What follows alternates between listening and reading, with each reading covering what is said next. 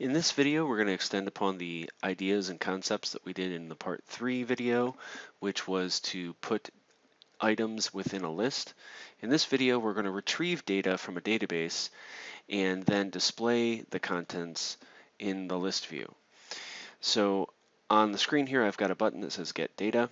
Beneath that is a text view that will display the progress of the operation when you click the button, and then beneath that will display the list view with the retrieved data. So to demonstrate, I'm going to go ahead and click the button. There was our progress, and then these are the items in the list, and I can scroll down to see more. So that is the objective of this video, is to build this little app, and let's go ahead and get started. To begin part 4 of our video, let's discuss the prerequisites that you're going to need to set up your project correctly. First of all, you're going to need to download the JDBC library, that stands for Java Database Connector, and it can be found right here. So this is the web address we're going to be using in this video. It will take you to a web page that looks like this.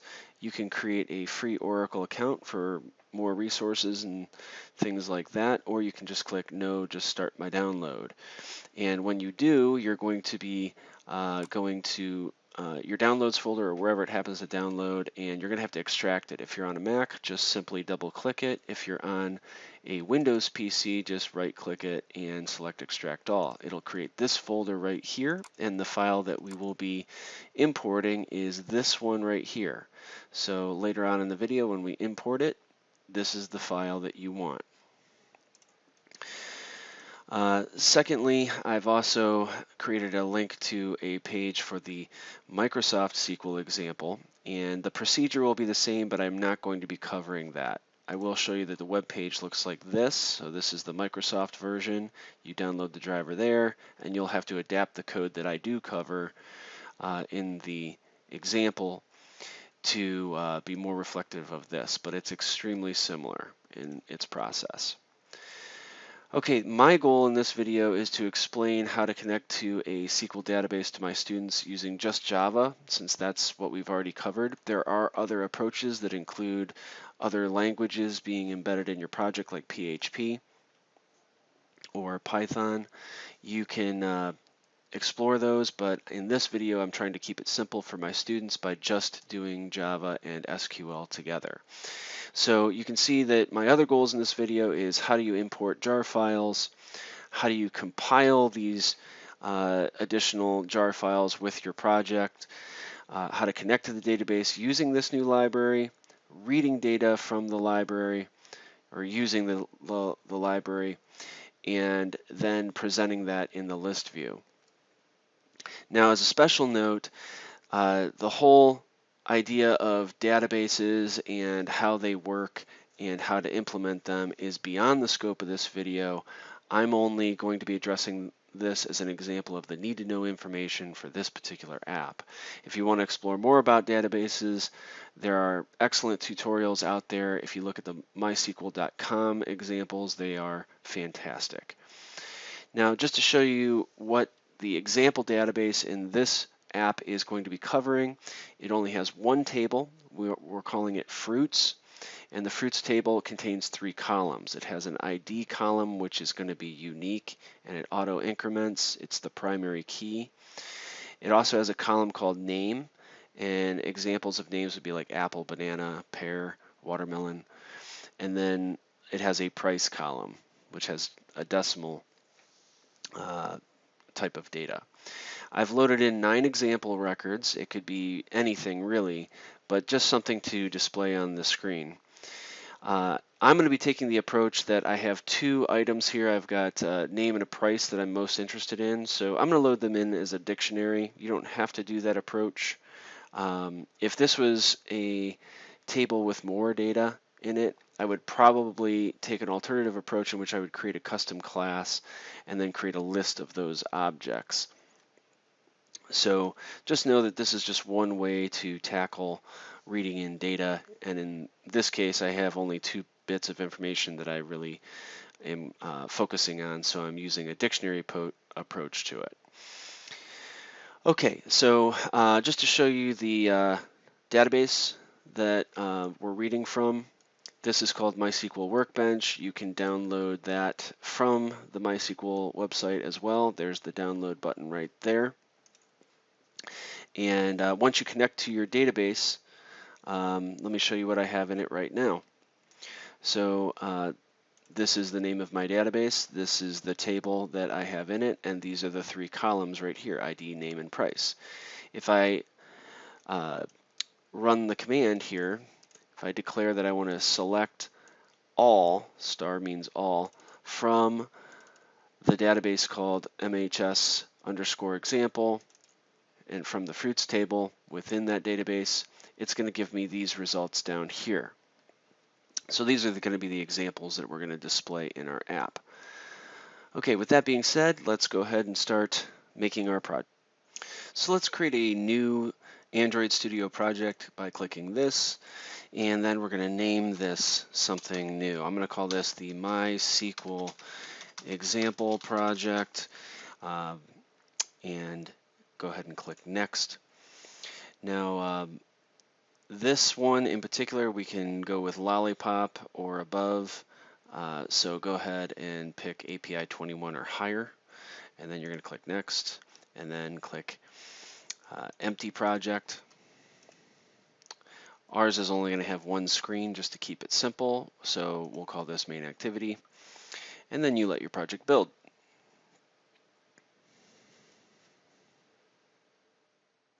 Our first steps are going to actually be to import that library and make sure that it compiles with our project.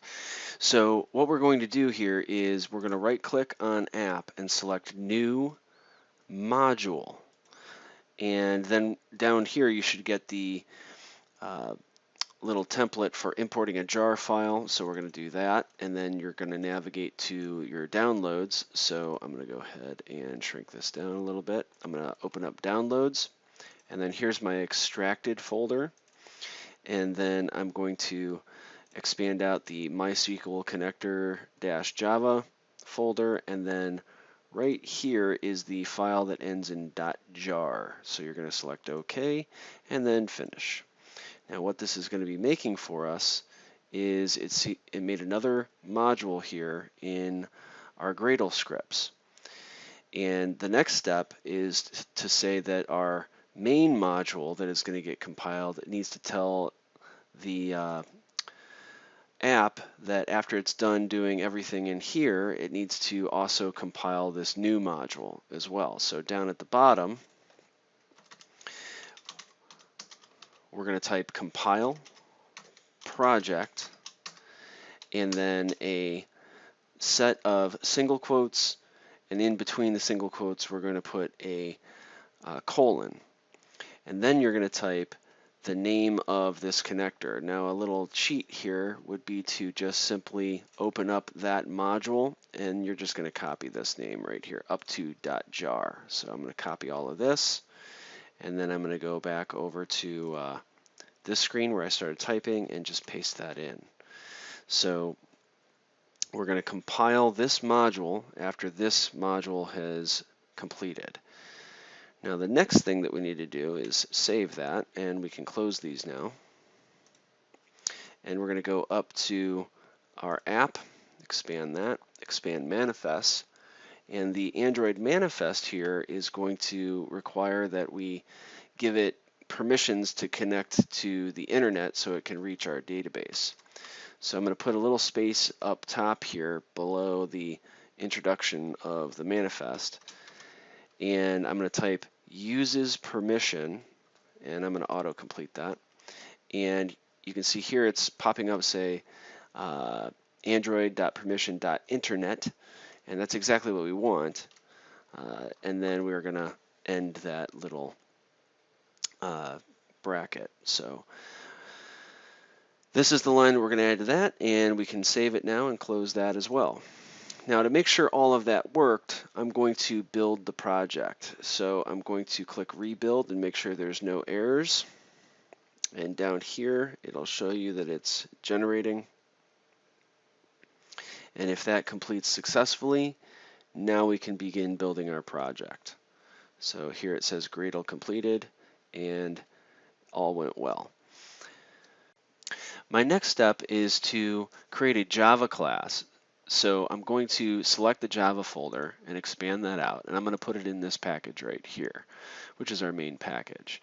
So you can right click, select new, and select Java class. Now the purpose of this class is to hold all of the strings that our connections are going to require. So like the database URL, the database name, the username and the password of the database. So I'm going to call it DB strings, like that, and then click OK. So each one of these is going to be static so that we can access it with other files. Now the reason why I'm doing it this way is because that way I don't have to retype these strings if I were to do other things like update the database, insert to the database, delete from the database. All these strings are going to be located in one class, and I only have to modify them in one place. So they're going to be constants, so we're going to declare them final, and they're all strings, so they're containing text. And the first one I'm going to name database URL in all uppercase because it's a constant. And then you're going to put in some web address that gets to your database. If you're testing it locally, like with an Apache server or whatnot, it'd be like 192.168.0.6 or something. Or if you're hosting on the web, it could be like 10.20.30.50. And then all, well, I should say most, unless they're customized MS or MySQL servers, are at port 3306. And that's going to hold where to find your database. So change these numbers right here to whatever your web address is, and then it's usually port 3306, but you should check with your database provider. Static final string. The next one's going to be the name of the database. So database name, and mine is MHS example. The third thing that our files are going to need to know is what is the username to log in. So I'm just going to make a username equals some user.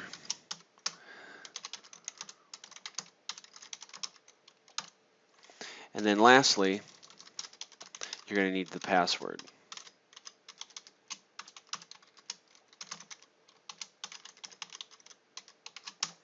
So your DB strings file will look something like that.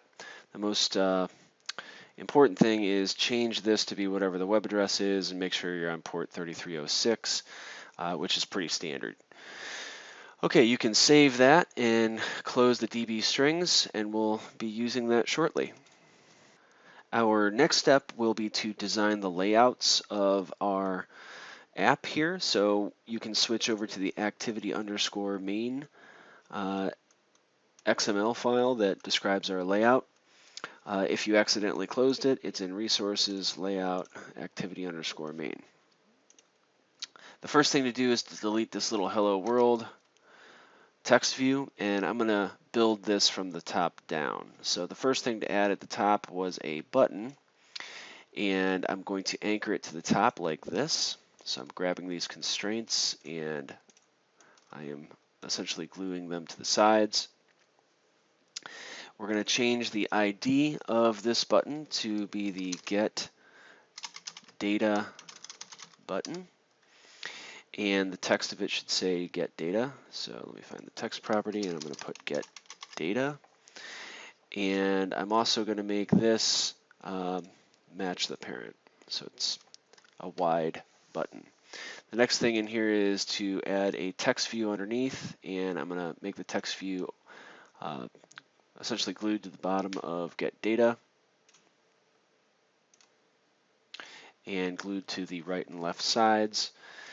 The ID of the text view is going to be the progress text view, so that when we click the button, it can see the progress of the database or any failures that it would have.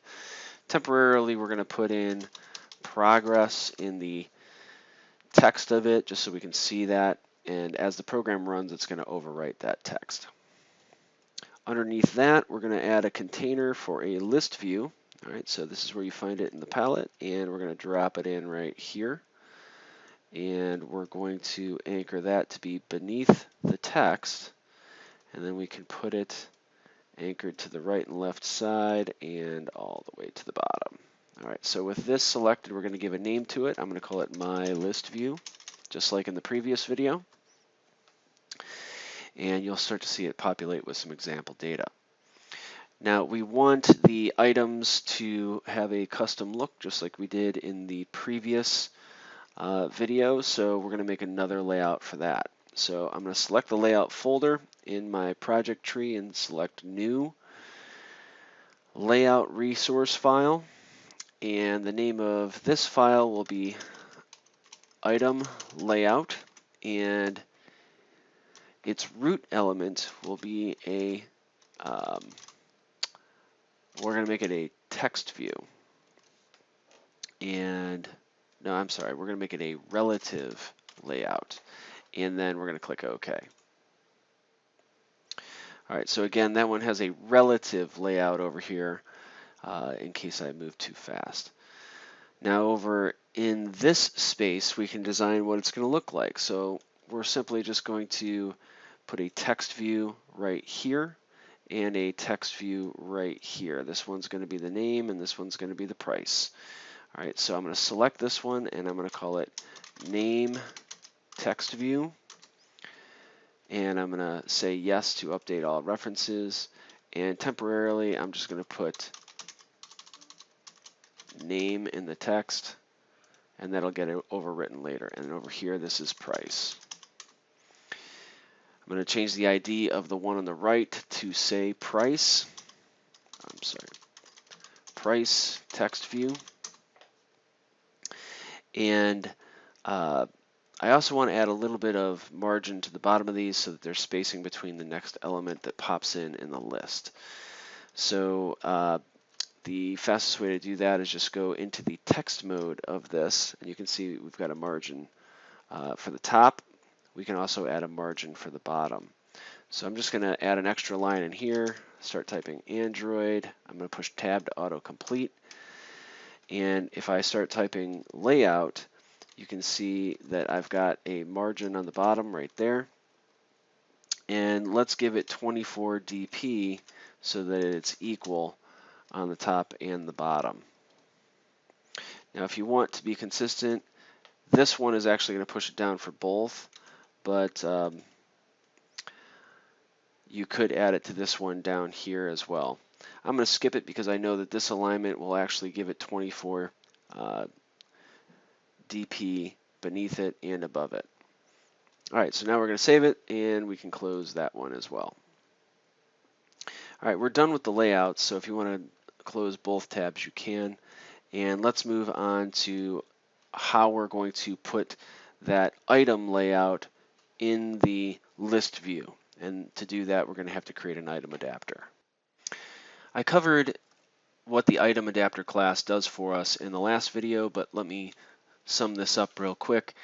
The item layout right here is going to be used in activity_main.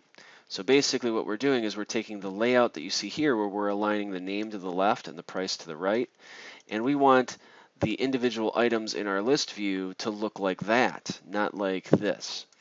So this is allowing our custom layout file to be repeated and inflated in here with the values that we want from our database. So we have to define a new class to do that, and we're going to call it item adapter. And if you want to see the details of what an item adapter is and does and how it's defined, take a look at the part 3 video, and that'll allow us to move quickly through this. So we're going to create a new Java class in your main package here, and we're calling it item adapter, and it extends from base adapter. And I'm going to click OK. And here's where I'm going to save some time. I'm going to paste in the entire class so that we can move a little bit quicker here. So the first thing that you're going to put in are the variables for this particular class. This class will have a layout inflator that we're going to call MInflator. And again, we put an M in here because it's kind of standard to say this is a member of this class. The map is going to be the key value pairs that we're reading in. That's the name of the fruit and its price. And here's where, like I said in the opening of this video, that if you wanted to create a separate class that describes multiple fields, you could take that approach, and instead you would be building objects of that class and putting them into an array list or some sort of list. Now down here, the count, the get item, and the get ID, specifically the get item ID, is going to want to know, okay, what position gets clicked in the list or something like that, or get item would want to do that as well.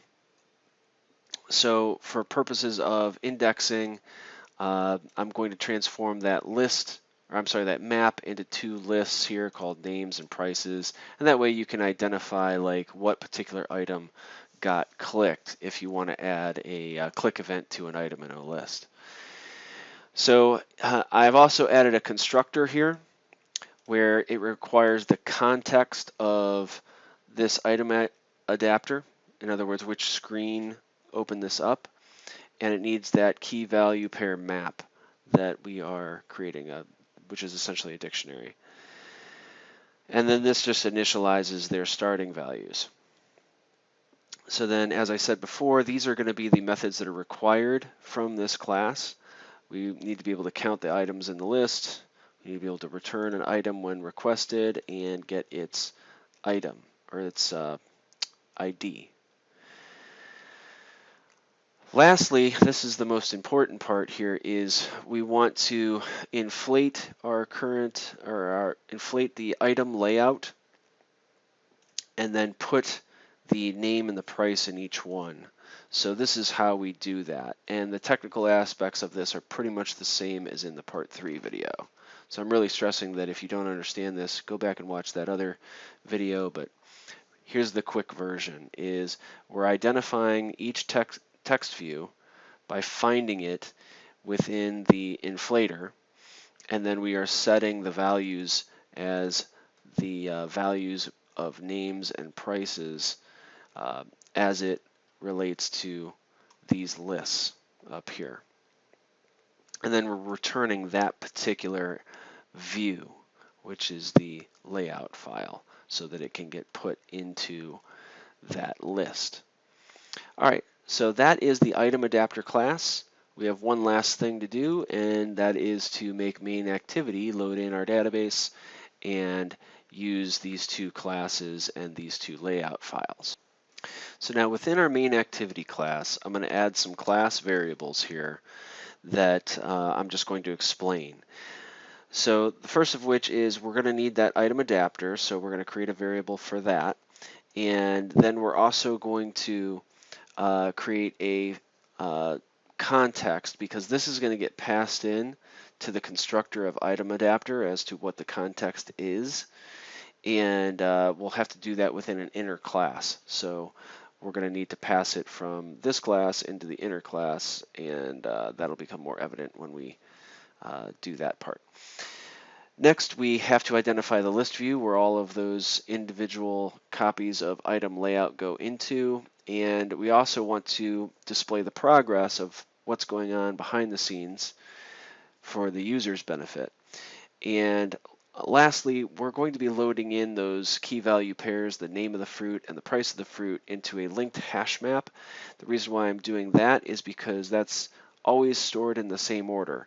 So this allows us to have more consistent indexing than, say, just a plain old hash map or dictionary. Okay, now that we've done that, a few of those need to be initialized with starting values. So we're going to put that in the onCreate method. So when this main activity is loaded, we're going to give those some starting values. And so list view is going to point to the list, the progress text view is going to point to the progress text view, and this context is going to be this. Okay, so next up, the thing that we're going to do is The progress text view still says the word progress in it, so we're going to blank it out. So our layout file shows it. I'm sorry, it's this one. It shows the word progress just so we can see it in the layout file. So this line of code is going to blank it out. All right, the next thing is we're going to create a reference to the button that can get clicked. So I'm going to go ahead and just paste that in here. It's similar to what we've done up above. So that finds it for us. And then we're going to create a button listener. So when the button is clicked, we want to do this. So our nickname for button is BTN, and we're setting it so that the program is going to listen for when it gets clicked, and when it does, we're going to run a method called getData, which we're going to create in a minute, so that's why this is red. And it's going to retrieve, I'm sorry, we're not creating a method, we're creating a class called getData that's a private inner class to MainActivity, and then we're going to execute that. Okay, so now that it's all set up, let's create this special private inner class that is going to do all of the retrieving of the data from the database. So before we write the inner class in here, I found it just through experience to tell students to mark the end of the outer class so they don't accidentally remove that curly brace or type over it or forget about it. So I'm just going to mark a comment in here that says end of main activity. And that's just something experience has taught me to note to students. So now we can start this inner class. So I'm going to add a little bit of extra space in here, and we're going to call it private class get data. Now this is going to extend async task, which takes 3 strings.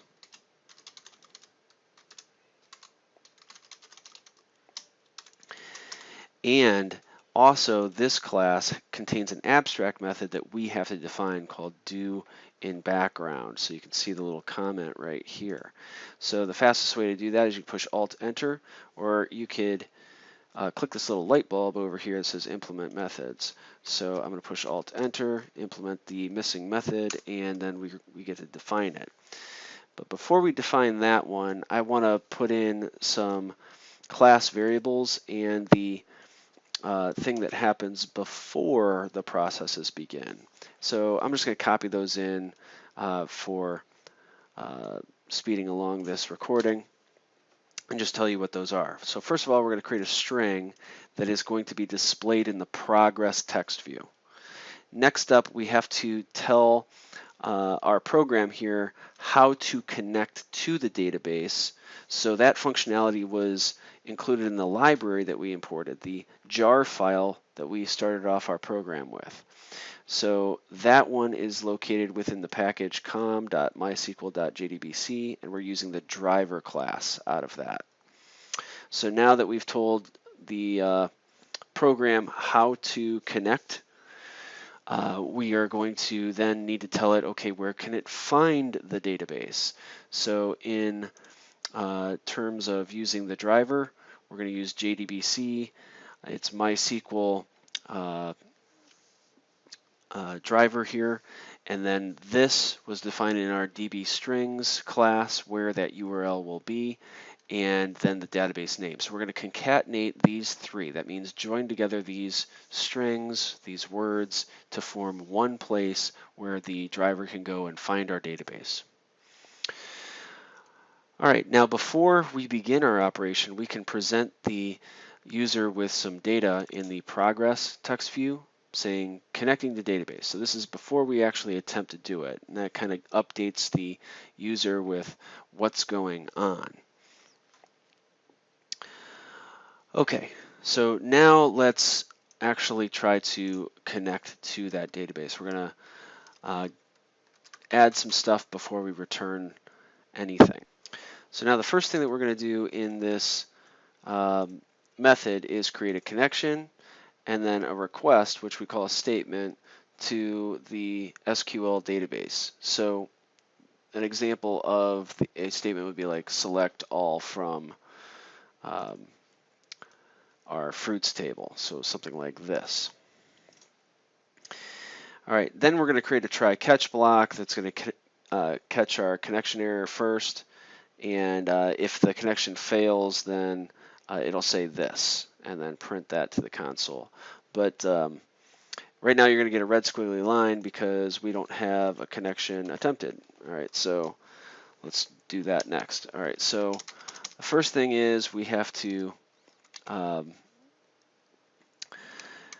load that JDBC driver. So it's called JDBC driver. We created that constant for that. And then we're going to take the connection and use the driver manager from java.sql and get the connection. Now what we're going to plug in here is, and let me shrink this down to give some more room here, the URL of where to go. And in the DB strings class, we have the username,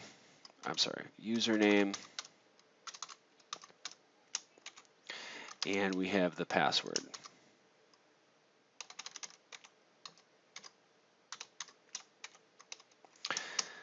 All right, so this will go to that URL, find the database, use this username, and use that password. Okay, next up, we've got the statement that we want to do. So statement is going to be created like that.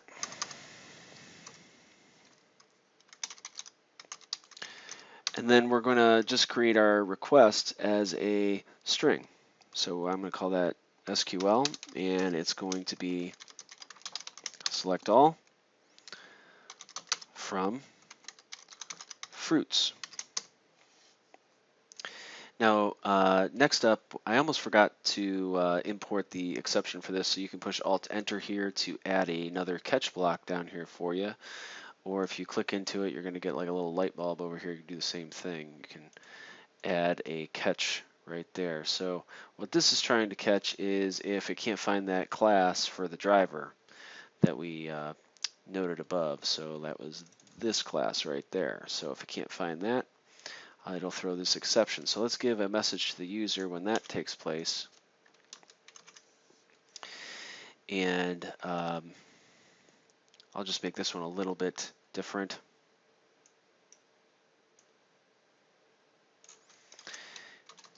A class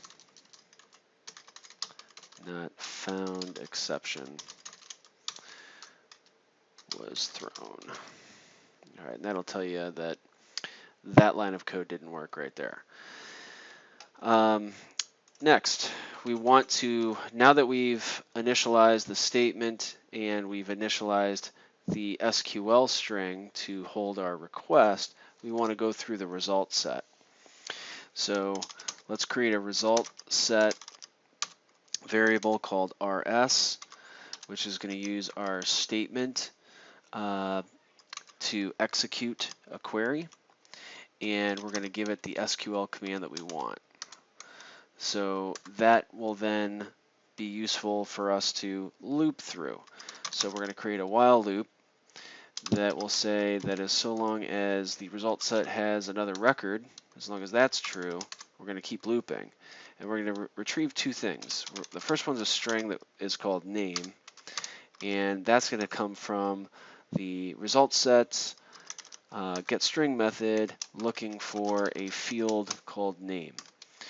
The next one will be a double, and since the SQL database is storing it as a decimal, this is the equivalent in Java. Java stores decimal values as floats or doubles, so we're going to just store it as a double. Just more precision. And we're going to call it price, just as the database calls it. So we're going to get a double, and the name of it was price. So for consistency, name and price. Now these are going to get put into our map because it's storing it as key value pairs. So we can just say put the price and name as another thing in our fruit map. Now if it gets through all that, that means that it was successful, so we could say the process was complete. So the message to the user in our progress should say process complete. Now I'm going to say that instead of successful because it could be no results from our database, but at least we got that far in our code. Now we still have a result set that we can close, and we have a statement that is a resource that we need to close, and the third resource that we need to close is our connection. So it's a good practice to close any open resources that you happen to be using. So we're going to do that. But if a exception was thrown somewhere along the way in here, those resources would be left open. So we're going to add a finally block to close those open resources. Now the ones that will matter are going to be these two. The result set will disappear at the end of this block, so that'll be left to garbage collection. So all we have to do is try to close them if they're open. So we're going to say if statement is not equal to null, that means we got to close it. So stmt.close. And this one is going to require a catch block, so you can Alt-Enter to add that. And we're just going to print that. Now we're going to do the same thing again for connection. We just got to change the name. So I'm going to copy it, and I'm going to call that con. Change this to con. And now basically we're protecting our resources from staying open. We're closing them if necessary. Okay, so now we're going to add one more method. Okay, so now that we have attempted to retrieve data from the database, we want that result set to be shown. So to do that, we're going to, I'm going to put an override annotation, so that's just going to make sure that we're spelling this right. And it's called the onPostExecute method. So it's a void, which means it only does an action, and onPostExecute is its name. And it can take a string called message, which we're not going to use. But the names have to match to make it an override. So progress text view can set its text to this dot message. If we didn't have that this in there, then that means that it's going to use its parameter instead. So make sure that you get that in there. And if our fruits map, if its size is greater than 0, then that means that we've got stuff to display. So we're going to then use our item adapter and create a new item adapter out of it to initialize it. We have to give it this context, which is actually the parent class of this class called getData. And we're going to give it the fruits map to work with. And then we're going to put those in MyListView. So MyListView is going to set its adapter to item adapter. All right, now we're going to save it, and we're going to push play and see what happens. So now all we have to do is click the button and see if progress shows up and the list loads. So I'm going to go ahead and do that, and it does. All right, so that is the walkthrough of how to use JDBC to connect to a MySQL database and load in that data into a list view.